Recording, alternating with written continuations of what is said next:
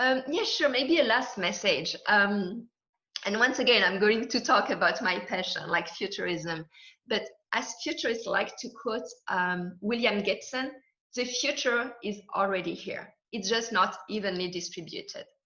So futurists are more and more in demand in this changing world, in this changing paradigm.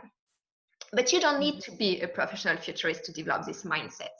And I want to give just a few advice on how you can do it on your own. So future thinking can be practiced every day with a small mental fitness exercise to stretch your mind and help you envision the future. There are two fun exercises you can do. One is called predict the past, and the other remember the future.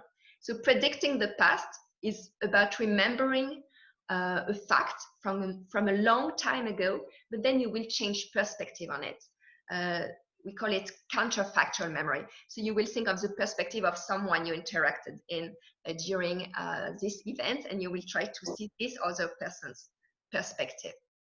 The second one, remembering the future, is more about imagining a what-if situation, but really like envisioning as if you were living it. So you will call on your senses and try to live it with all your full senses.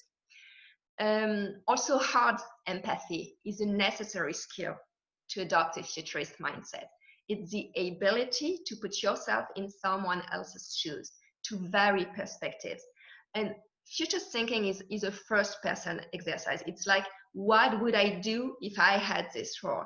It's not an unbiased thing. It's really you have to put yourself into imagining what if it were you in this future context. Another good exercise I like, which is challenging but really fun to do with a group of people, it's called 100 ways things could be different. You take an example like how would be the birthday different, like do we need to have cake, do we need to have presents, and so on. So think about 100 ways one event, one moment in life, one social situation could be different. And this really helps you and stick your mind. Then, of course, start collecting signals of the future, search for signals of change in your specific industry, in where you have passion. Read about new research, new products, listen to voices from the field. There are tons of podcasts today. You can listen from a teacher in one country, you can listen from an essential worker, and so on. So observe behaviors around you, talk with people, talk to them. So you will gain valuable insight, because future thinking is also collaborative work. So be part of communities in your field of interest. Try to gain collective foresight. And finally, and probably that's the most important message, but be part of that change.